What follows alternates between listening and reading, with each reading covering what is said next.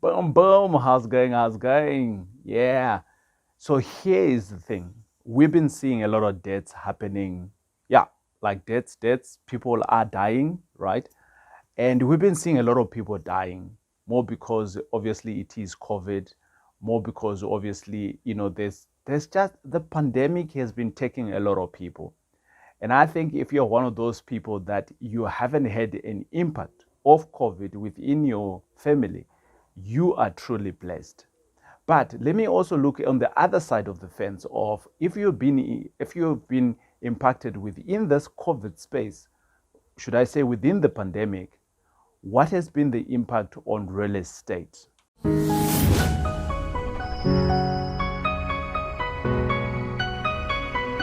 Well, I had a couple of transactions, or should I say, I have a couple of transactions that are just about to close down. And when I say that, I almost want to give you guys an example of, when you're buying a property, what generally happens. So when you're buying a property, you go out there, you view your property. From viewing the property, you kind of like decide, okay, this is the one that I want to buy. And that's number one. And potentially maybe you're with an estate agent and they give you your offer to purchase. On that offer to purchase, you sign it. From signing it, you take it in, they take it in to the seller then accepts, and then boom, you've got a deal, right? And you're like, yeah, I've closed it. But the next thing is obviously you now need to look for funding for it. So let's assume you're going to go on this deal with your own money, it's cash, so you got the money. So obviously the conveyancer, down here in South Africa, we've got people that are called the conveyancer. Conveyancers are people that are going to, attorneys that are going to look out for this transaction to manage it throughout the process. And in this case, they were going to probably ask you to send the money to them, which is common practice, and you can send through the money. I don't do that for my own reasons. So I have my own attorney who holds all of our money, and that money sits with them. And that conveyancer get what is called a guarantee from my attorney's office. That way I secure my money, and that's a conversation for another day, because a whole lot of things have just gone wrong whenever my money has been sitting with the conveyancers, especially the conveyancer that I don't know. Okay, remember, these conveyancers, they are not working for you. Who are they working for? They're working for the seller, right? And you are the buyer in this case. So nonetheless, we're talking about death and the transaction. So this is something that has happened to me twice already within this year, and we are already we're not far in the year, but it has happened already to me twice. And this video is to help you to figure out how you can navigate that. What am I talking about? Let's still stick with the process of buying the property. So there you are now, you're buying this property, and now you have paid your monies over to the conveyancer, whoever it's going to be. Well, whatever you can do, whatever that strokes your fancy, you do that. In this case, right, so my money is now sitting in with Elize. Elize is going to take, Elize is my attorney, right? And the Elize now, she's going to give the guarantees, and now the property is ready to be transferred. The conveyancer, what they're going to do is to start preparing the paperwork so that I can go in and sign as the buyer and as the seller. So the seller now needs to come into the office of the conveyancer. We both sign, and out of that, the conveyancer now needs to take this paperwork to the deeds office to make the change of ownership from the seller to me. However, this is what has happened. In one of my transactions, the seller went to sign, and shortly after that, he died. Yeah, shortly after that, he died. He was an old guy, and COVID got to him, and he died. So what then? Does it register or does it not register? Right? He has signed, right? Okay, so I think, in my view, as a buyer, I thought, let's go for it. This guy has signed already, so let's go, right? And I was told, but before I go on to what I was told, let's go on to transaction number 2. What happened with transaction number 2? On the transaction number 2, this time round, When they were called in to come in and sign at the conveyancer's office, the conveyancer actually got the news from the family to say that this person is late. So, from a buyer perspective, what recourse do I have? What then happens? So obviously my conveyancer called me and says, Mr. Jack, this is what has happened on both of your transactions. Yes, they didn't happen on the same day, but they happened almost in the same month. So they called me and they said to me, Mr. Jack, this is what happened. On transaction number 1, the seller has died. On transaction number 2, the seller has died. On seller number 1, on the transaction of number 1, fortunately, they had come in to sign the paperwork. So I was like, yay! Okay, so can we continue? And they said to me, no. I said, what do you mean no? They said, exactly no. I said, but they signed already. We've got the guarantees. You've got the money. So why don't we just continue registering? I don't see any problems. And they said, well, unfortunately, the process doesn't work like that. Look, there is no due diligence that would have highlighted this for me. I would have never known that this guy would have died from COVID. I would have never known that at some point the other person who didn't die from COVID was going to die. I didn't know, right? It's not like they were sickly. They were not. These people were fine when the transaction, when the offer to purchase was done. But now, what then?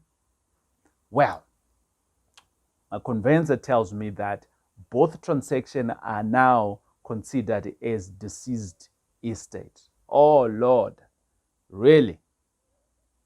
Now, you might be sensing the frustration, my frustration at this junction here, and you could be saying to yourself, but TJ, why are you being frustrated? A deceased estate is a good deal. Well, I've long put in my offer to purchase. I'm long into the transaction. Now, a deceased estate carries another different process.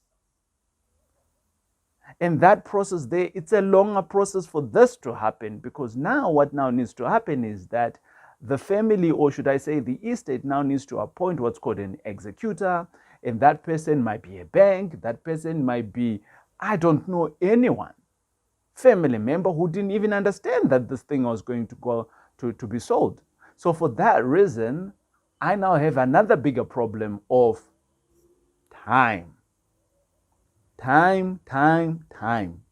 I now need to wait for this transaction, or should I say for the executor to be appointed. And only when the executor is appointed, that's when the transaction can start moving again. Well, can this executor oppose the transaction? No, because it was signed for already. So what could go wrong? Why am I worried? I am worried because I'm an investor. If I had put in cash in this property here, my money is now going to be stuck with an attorney, and I'm not getting the returns at that junction.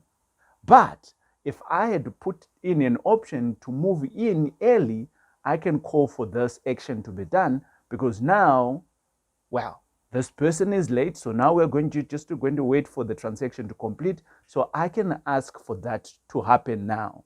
So I can move in. So on transaction number 1, that's exactly what I did. Now, moving in, what does that mean? It basically means that this property doesn't belong to me. So from an insurance perspective, the insurance still needs to continue on that person. Can I take on the insurance on myself? Not necessarily, so not on the structure. The seller is still liable for that. Rates and water, rates and taxes and water. Who now pays for that? Well, depending on what you put in on the contract, but rates and water will still be to the landlord, who is the seller. However, the usage of the water, you now need to see at what time did you actually move in. So there's a move in, move out process that needs to be done here, right? And so goes with all the other processes of moving in. And that's what my team and I went on to do on property number 1. Property number 2, a little bit more complicated, because the family was actually staying in that house. This guy was downgrading. So when the family members heard that he had sold the house, it became another problem. So at the moment, ladies and gentlemen, that transaction, it's still on hold. I'm not going to buy it. My money is still stuck there. Fortunately, transaction number 2, it is actually a bank guarantee. So there is nothing that I'm losing. I just now need to wait to move it into my property. Now, the question that I want to ask of you, have you been exposed to a transaction like this where you actually, like at the very end of a transaction, like very, very end, right? And then someone else dies and boom, you are now needing to wait in limbo. So the question is, number 1, have you been involved in a transaction like that? If so, yes, tell me in the comments, how did you deal with it? You and your conveyancer, how did you deal with it? And for me, this is how my conveyancer and I have dealt with these 2 cases.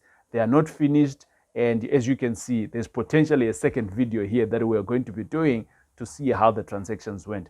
But on property number 1, we are actually in there. I'm collecting rent. I am happy as an investor. My money is working for me. On the second one, not so much. I'm still waiting. So the other question that we might want to ask is, how long will the bank hold the guarantee for? A year? 2 years? 3 years? I don't know, right? As you all know, I do have another video where we did a deceased estate that I'm still waiting on for 3 years. So the question that I'm now asking is that, can we join the same time frame of 2 to 3 years that a conveyancer should wait and the guarantees also should still be applicable? What happens? Maybe I need to go and check in with my banker friends on what will happen. Hey, this is the story. Give me the comments. In the comments below, let me know. If you're in a position like this one and you're looking for help, any of my team members can be able to help you. In the comments below, in the description, there is a link that you can click on there. And once you click on it, you can see what kind of help you're looking for. Is it help from an accountant? Is it help from a trust? Is it help from this type of things that we were just talking about now? And any of my team members can help me as much as they've been helping me. It is ITJ. I'll check you out on the next video.